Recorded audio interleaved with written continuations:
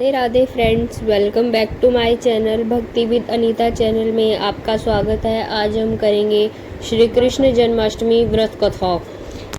भाद्रपद कृष्ण पक्ष की अष्टमी को रात के 12 बजे मथुरा के राजा कंस की जेल में वासुदेव जी की पत्नी देवी देवकी के गर्भ से 16 कलाओं से युक्त भगवान श्री कृष्ण का जन्म हुआ था। इस तिथि को रोहिणी नक्षत्र का विशेष महात्म्य है। इस दिन देश के समस्त मंदिरों का श्रृंगार किया जाता है।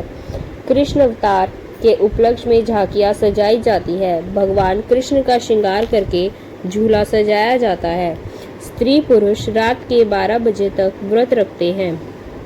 रात को 12 बजे शंख तथा घंटों की आवाज से श्री कृष्ण के जन्म की खबर चारों दिशाओं में गूंज उठती है। भगवान कृष्ण की आरती उतारी जाती है और प्रसाद वितरण किया जाता है। प्रसाद ग्रहण कर व्रत को खोला जाता है। कथा। द्वापर युग में पृथ्वी पर राक्षसों के अत्याचार बढ़ने लगे। पृथ्वी गाय का रूप धारण कर अपनी कथा सुनाने के लिए तथा अपने उद्धार करने के लिए ब्रह्मा जी के पास गई। ब्रह्मा जी सब देवताओं को साथ लेकर पृथ्वी को विष्णु के पास क्षीर सागर ले गए। उस समय भगवान विष्णु अनंत शय पर शयन कर रहे थे। स्तुति करने पर भगवान की निद्रा भंग हो गई। भगवान ने ब्रह्मा एवं सब देवताओं को देखकर उनके आने का कारण पूछा तो पृथ्वी बोली, भगवान मैं पाप के बोझ से दबी हुई हूँ, मेरा उद्धार कीजिए। यह सुनकर विष्णु बोले, मैं ब्रजमंडल में वासुदेव की पत्नी देवी देवकी के गर्भ से जन्म लूंगा। तुम सब देवतागण ब्रज भूमि में जाकर यादव वंश में अपना शरीर धारण करो। इतना कहकर भगवान अंतर्ध्यान हो गए। इसके पश्चात देवता ब्रजमंडल में आकर यदुकुल में नंद यशोदा तथा गोप गोपियों के रूप में पैदा हुए। द्वापर युग के अंत में मथुरा में उग्रसेन राजा राज्य करते थे। उग्रसेन के पुत्र का नाम कंस था। कंस ने उग्रसेन को बलपूर्वक सिंहासन से उतारकर जेल में डाल दिया और स्वयं राजा बन गया।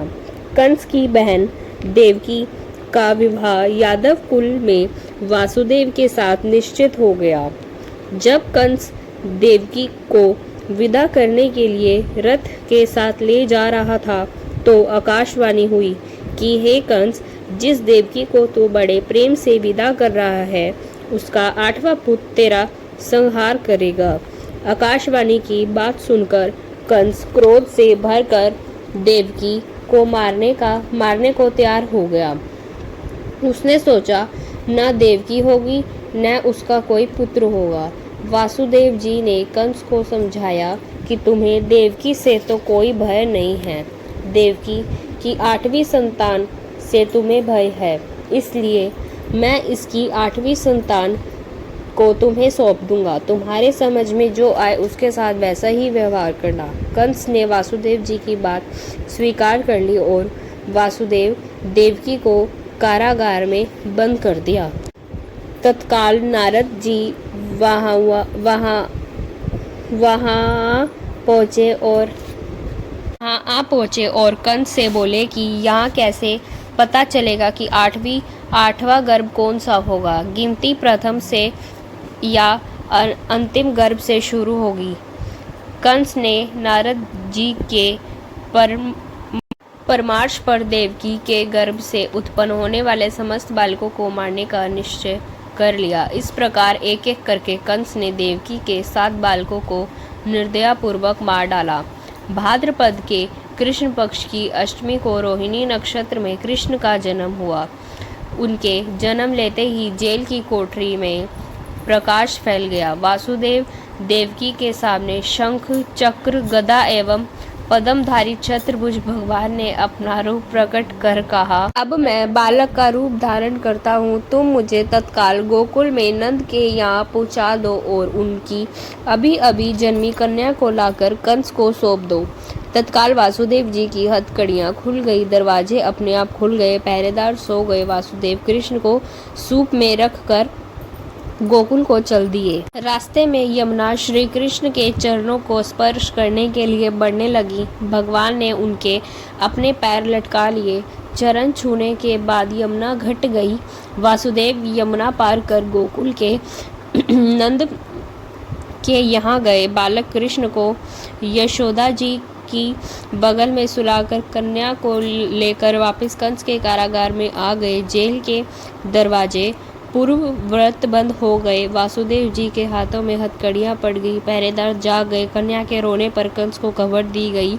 कंस ने कारागार में आकर कन्या को लाकर पत्थर पर पटक कर मारना चाहा, परंतु वह कंस के हाथ से छूटकर आकाश में उड़ गई और देवी का रूप धारण कर बोली, हे कंस, मुझे मारने से क्या लाभ है? तेरा शत्रु तो गोकुल में पहुंच चुका है।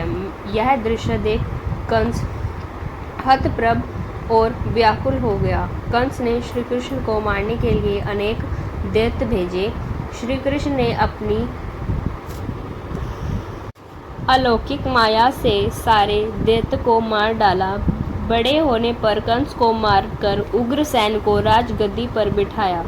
श्री कृष्ण की पुण्य जन्म तिथि को तभी से सारे देश में बड़े हर्षोल्लास से मनाया जाता है।